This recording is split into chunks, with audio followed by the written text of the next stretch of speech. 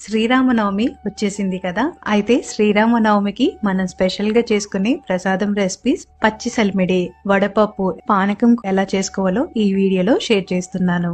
ముందుగా పచ్చి చలిమిడి కోసం 1 కప్పు బియ్యం పిండి, 1/2 కప్పు బెల్లం తురుము, అలానే అరకప్పు నెయ్యిని వేసి వీటిని బాగా కలుపుకోవాలి. తర్వాత కొద్దిగా నీళ్ళని వేసి పిండిని కలుపుకోవాలి. అవసరం అయితే మళ్ళీ ఇంకొద్దిగా నీళ్ళని వేసుకోండి. చలిమిడి అయితే రెడీ అయిపోయింది. ఇప్పుడు వడపప్పు కోసం 1 కప్పు పెసరపప్పుని కాసేపు నానబెట్టి తర్వాత నీళ్ళని వడకట్టి పప్పుని ఇంకో గిన్నెలో వేసుకోండి. అలానే అరకప్పు పచ్చి కొబ్బరి తురుముని వేసి నీట్ గా మిక్స్ చేసుకోండి. వడపప్పు పైన చిన్న ముక్క బెల్లంని పెట్టి నైవేద్యంగా సమర్పించండి. పానకం కోసం 1 కప్పు తురిమిన బెల్లం, 2 గ్లాసుల నీళ్ళని వేసి బెల్లం నీట్ గా కరగనివ్వండి. తర్వాత దీన్ని వడకట్టుకోండి. బెల్లంలో ఏమైనా ఇసుక లాంటివి ఉంటే పోతాయి. ఇందులో కొద్దిగా మిరియాల పొడి, యాలకుల పొడి, ఉప్పు వేసి కలుపుకోవాలి. పానకంలో ఖచ్చితంగా కొన్ని తులసి ఆకుల్ని వేసి దేవునికి నైవేద్యంగా పెట్టాలి.